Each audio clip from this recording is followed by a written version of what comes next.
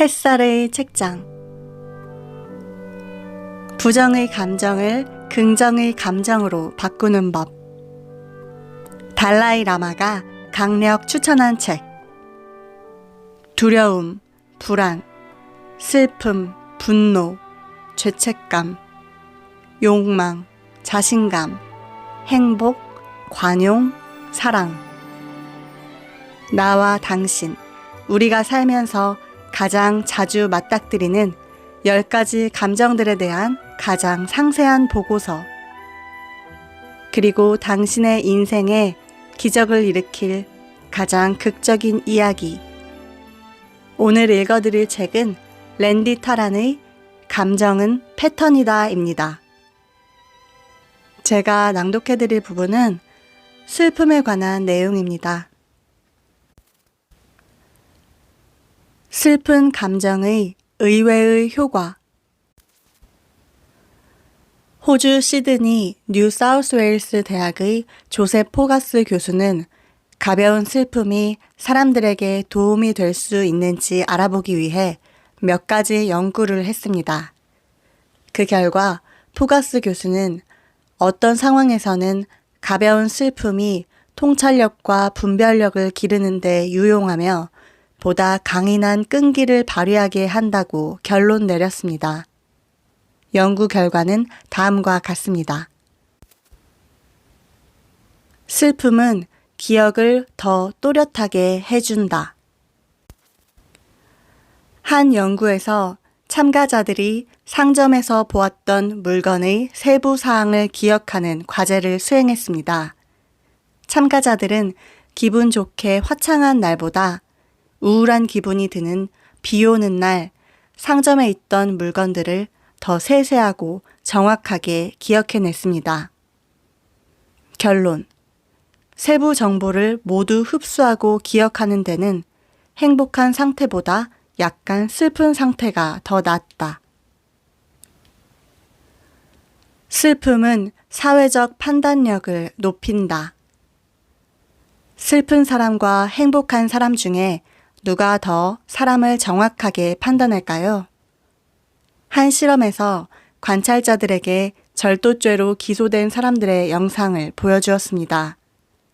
영상에 등장하는 피의자들은 하나같이 범행을 부인했지만 실제로는 영화표를 훔친 사람과 무고한 사람이 섞여 있었습니다. 행복한 관찰자들은 거짓말하는 사람을 49%의 확률로 맞췄습니다. 한편 영상을 보기 전에 실험을 위해 불행하고 슬픈 기분에 빠졌던 관찰자들은 꽤 다른 결과를 보였습니다. 그들은 거짓말을 하고 있는 도둑을 62%의 확률로 찾아낼 수 있었습니다. 결론. 슬픈 기분일 때 사람들은 더 정확한 판단을 내린다. 슬픔은 의욕을 높인다. 한 연구에서 참가자들을 두 그룹으로 나눠 각각 행복한 영화와 슬픈 영화를 보여준 다음 어려운 시험 문제를 푸는 과제를 제시했습니다. 결과는 충격적이었습니다. 행복한 그룹은 문제를 더 빨리 풀었고 오답이 많았습니다. 반면에 슬픈 영화를 본 그룹은 더 많은 시간과 노력을 들여서 문제를 풀었고 결국 더 높은 점수를 얻었습니다. 결론. 행복한 사람들은 현상에 만족함으로 뭔가 하려는 의욕이 상대적으로 약한 반면 슬픈 사람들은 상황을 좋게 하려는 의욕이 강해진다. 슬픔은 리더십에 유용하다. 행복이나 슬픔을 의도적으로 표현하는 리더가 팀원들의 수행 능력에 영향을 미칠 수 있을까요? 사회심리학자 빅토리아 비서는 부모와 CEO 등 다양한 위치에서 리더의 역할을 해야 하는 사람들에게 도움이 될 만한 실험을 진행했습니다. 참가자들은 2가지 과제를 맞춰야 했는데 하나는 분석적 과제였고 다른 하나는 창의적 과제였습니다. 팀장은 모든 참가자들에게 같은 지시를 내렸는데 참가자들이 과제를 수행할 때 절반 동안은 얼굴과 목소리에 행복감을 드러냈고 나머지 절반 동안은 불만을 표시했습니다. 참가자들이 창의적인 과제를 할 때는 행복한 지도자가 더 나은 결과를 이끌어냈습니다. 참가자들은 불행한 리더보다 행복한 리더를 위해서 창의적인 임무를 더 잘 수행했습니다. 이것은 놀라운 일이 아닙니다. 과제를 하는 동안 사람들은 신이 나서 얼굴이 밝아졌고 영감을 쉽게 떠올렸습니다. 행복은 전염됩니다. 하지만 정작 흥미로운 결과는 리더가 슬픈 기색을 보일 때 참가자들이 분석 과제를 더 잘 수행했다는 사실입니다. 이처럼 수행 성과에서 차이가 나는 이유는 리더가 행복해 보였느냐, 불행해 보였느냐가 과제 수행과 직접적인 상관관계가 있기 때문입니다. 지도자들이 먼저 목표를 분석한 다음 팀원들이 목표를 향해 움직이도록 감정적 접근을 선택해야 한다는 점은 의미가 있습니다. 결론. 리더십에서 행복은 창의력을 증진시키지만 분석적 과제에서는 슬픔이나 불만도 팀원들의 동기부여에 놀랄 만큼 효과적이다. 슬픔이 감춰놓은 7가지 선물. 여러 측면에서 슬픔이라는 감정은 폭풍우를 피하는 항구와 같습니다. 우리는 슬픔의 항구에서 잠재력의 항구로, 더 나아가서 기쁨의 항구로 향할 수 있습니다. 심리학자 팀 로마스는 사람들이 가면 인격, 페르소나를 쓰고 다양한 방법으로 슬픔을 표출한다고 했지만 나는 슬픔이 감춰놓은 선물이라는 관점에서 슬픔의 몇몇 특성을 설명해 보겠습니다. 여기 7가지 슬픔의 선물이 있습니다. 위험에서 벗어나게 한다. 슬픔이 주는 첫 번째 선물은 우리가 위험을 피해갈 수 있게 도와준다는 점입니다. 위험에 처해 있을 때 슬픔이 너무 크면 그 슬픔을 떨치기 위해 보다 안전한 환경으로 움직이는 경우 슬픔은 행동의 촉매제 역할을 합니다. 난로에 손을 대면 뜨거워서 본능적으로 손을 떼는 것처럼 말입니다. 예를 들어 어떤 사람과의 관계에서 가슴이 타들어가듯 혹독한 아픔이 느껴지면 자칫 건강하지 못한 관계로 변질되기 전에 그 사람에게서 벗어나는 게 좋습니다. 위험을 피하기 위해 안전한 보금자리를 찾거나 겨울잠을 자는 동물과 마찬가지로 사람도 위험을 피하려는 욕구가 있습니다. 슬픔이 닥치면 절박한 마음이 생기고 안전한 곳으로 피신해 기력을 되찾으려 합니다. 슬픔이 없다면 당신은 위험한 상황에서 필요 이상으로 오래 머무르게 될지도 모릅니다. 이렇게 슬픔은 당신을 자유롭게 해줍니다. 눈물의 힘이 발휘된다.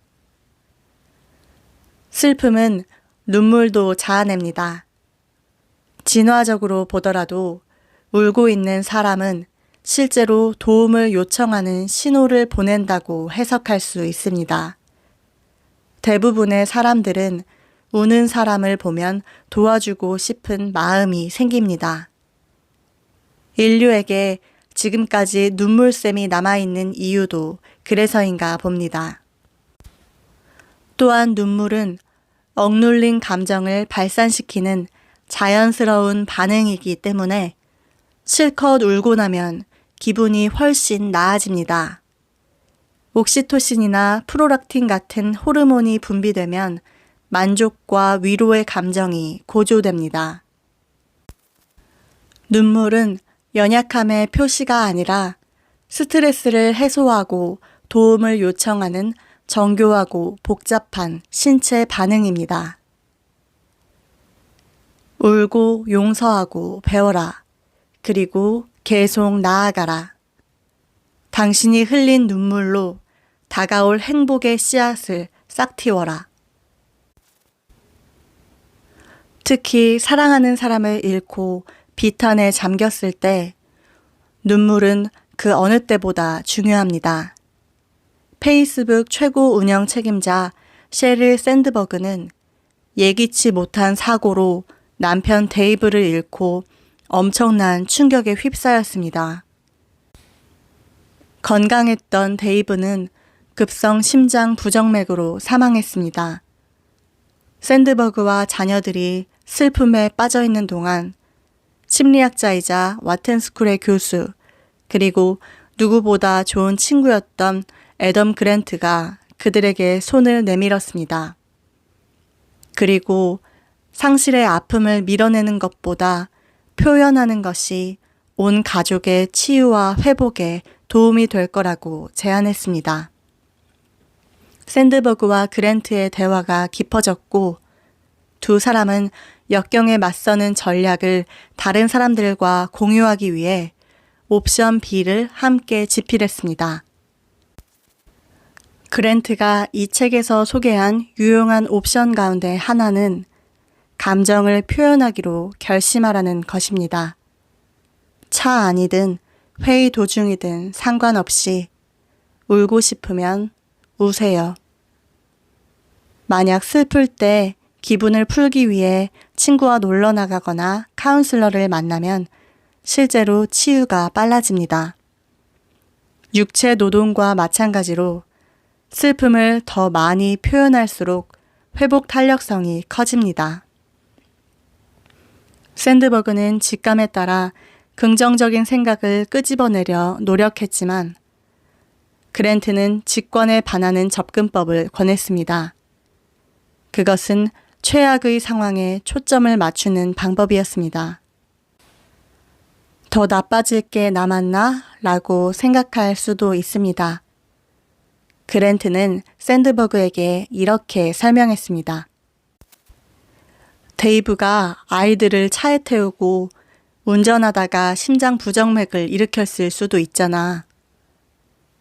남편과 자녀를 한꺼번에 잃는 상황을 상상해 보세요. 바로 이해가 갑니다. 반성할 여유가 생긴다.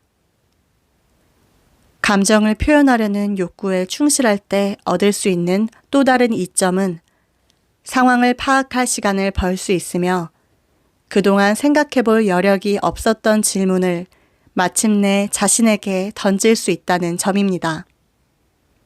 눈물은 자기도 모르게 스스로를 꼼짝 못하게 올가매는 환상을 씻어낼 수도 있습니다. 상실을 애도하고 치유가 시작되면 건강하지 못한 예전의 사고방식에 얽매여 사는 동안 숨어있던 선명성이 드러납니다. 이제 당신은 새로운 질문에 대답할 시간과 공간과 신선한 관점을 갖게 되었습니다. 슬픔을 겪는 사람들은 환멸감도 느낄 수 있습니다. 그것도 나쁘지 않습니다. 상황은 실로 고통스러울 수 있지만 경험의 지혜도 줍니다. 경험을 통해 얻은 교훈은 가혹하게 느껴질 수도 있지만 같은 실수를 2번 다시 반복하지 않게 해줍니다. 슬픔은 새로운 지식의 원천이며 아는 것은 힘입니다. 인간성을 공유할 기회를 준다. 슬픔은 동정심에 이르는 길입니다. 누구나 고통받을 때가 있음을 인식하면 시련을 겪고 있는 다른 사람들과 동질감을 느낍니다. 그리고 고통을 공유한다는 동지의식이 생길 때 고통받는 사람들에게 손을 내밀 수밖에 없습니다. 사람들은 서로를 인생 여정에서 만난 동지라고 생각합니다. 사랑하는 사람을 떠나보냈을 때 가슴 아프지 않은 사람이 어디 있으며 거절과 외로움으로 실망하고 상처받지 않을 사람이 누가 있겠습니까? 정말로 우리는 이 험한 여정을 함께하고 있는 것입니다. 슬픔의 지혜를 얻는 시기는 사람마다 달라도 평생을 놓고 보면 슬픔은 모두에게 고르게 배분됩니다. 슬픔은 당신이 은행에 수십억 원을 넣어두든 하루 벌어 하루 살든 상관하지 않습니다. 그리고 대가족의 일원이든 반려동물 한 마리와 독신으로 살아가든 상관없이 우리는 모두 때때로 슬픔을 느낍니다. 인류 역사를 통틀어 고통의 면역력이 생긴 사람이 단 한 명도 없었다는 사실을 깨달으면 자기 지향적 삶보다 시대를 초월하는 인류 지향적 삶의 가치를 발견하게 됩니다. 이별했던 사람들을 다시 만나게 된다. 앞서 나는 슬픔의 정도는 가벼운 실망부터 참담한 비통까지 다양하다고 설명했습니다. 사랑하는 사람을 잃는 것은 가장 깊은 슬픔에 속하며 완전히 회복하려면 몇 년이 걸릴 수도 있습니다. 슬픔에는 5단계가 있다고 하지만 사람마다 자신만의 속도로 그 길을 여행합니다. 아무도 공식이나 시간표를 정할 수 없습니다. 어떤 사람들은 슬픔을 금방 극복하고 또 어떤 사람들은 상처가 아물 때까지 오랜 시간이 필요합니다. 회복하는 과정은 철저히 개인적입니다. 이 유형의 슬픔은 우울증이 아니라 자연스럽게 지나가는 감정입니다. 내 친구 다이앤은 어머니를 여의고 며칠 동안 장례식장과 집에서 짐승처럼 울부짖었습니다. 다이앤이 심하게 우는 모습에 당황한 가족 몇몇이 그녀에게 울음소리를 낮추라고 애원하며 안절부절 못하는 모습을 보고 장례식에 참석한 목사가 몇 마디 하기 시작했습니다. 사실 시작은 몇 마디에 불과했지만 마지막은 슬픔을 애도하는 사람들이 모두 다이앤처럼 자신의 감정을 깊이 끌어올릴 수 있으면 좋겠다는 열띤 연설로 끝이 났습니다. 목사는 어떤 조용하고 자제심 강했던 유족들이 장례식이 끝나고 한참 지난 뒤까지 감정을 추스르지 못해 얼마나 애를 먹었는지, 자신이 어떻게 도와야 했는지도 설명했습니다. 에서 절제했던 사람들은 슬픔의 무게를 훨씬 더 오래 짊어졌습니다. 이들에 비해 슬픔을 큰 소리로 떳떳하게 표출했던 사람들은 더 빨리 슬픔에서 빠져나갈 수 있었습니다. 다시 말하지만 슬픔을 극복하는 과정은 경주가 아니고 각자 저마다의 시간표대로 슬픔에서 벗어나지만 이 이야기는 감정의 절제가 최선책은 아니라는 점을 일깨워 줍니다. 슬픔이 꼭 사랑하는 사람을 잃어서 생기는 감정은 아닙니다. 슬픔은 우리가 느끼는 사랑의 적극적인 표현이며 지금은 떠나고 없는 사랑하는 사람들과의 관계를 유지하는 방법이기도 합니다. 팀 로마스는 이렇게 설명했습니다. 슬픔의 본성은 사랑의 상실이 아니라 사랑의 표현이라고 주장할 수도 있다. 사랑의 대상이 존재할 때 기쁨으로 표현되고 그 대상의 부재는 슬픔으로 표현된다. 한 걸음 더 나아가서 어떤 사람들은 죽음과 동시에 사랑하는 사람들이 영원히 사라졌다고 믿었지만 시간이 가면서 사별한 사람들을 새로운 방식으로 알아보게 됩니다. 그 새가 나타날 때마다 아버지가 내게 메시지를 보내는 것처럼 느껴집니다. 누군가가 저 세상으로 갔다고 해서 이 세상과의 연결이 끊어진 것은 아닙니다. 죽은 사람들과 더욱 유대감을 느낀다는 사람들도 있습니다. 어떤 해석이 가장 좋은지는 각자가 결정하면 됩니다. 더 큰 기쁨을 경험하게 된다. 우리가 상실을 경험한 후 다시 기쁨을 느끼지 못하는 이유는 크게 세 가지입니다. 셀리그만 박사는 이것을 3P라고 부릅니다. 다행히 3P는 신념의 문제이기 때문에 바꿔 나갈 수 있습니다. 1. 개인화. 전부 내 탓이라는 믿음입니다. 실제로는 사실이 아닐 가능성이 큽니다. 많은 요소들, 개인의 이력, 환경, 건강, 성향 등이 복합적으로 상황에 반영됩니다. 당신의 몫이 아닌 짐까지 짊어지려 하지 마세요. 2. 침투성. 이 사건이 내 인생 구석구석에 영향을 미칠 것이라는 믿음입니다. 상관없는 일까지 지나치게 감상적으로 해석하여 모든 슬픔을 한 양동이에 끌어담는 경향입니다.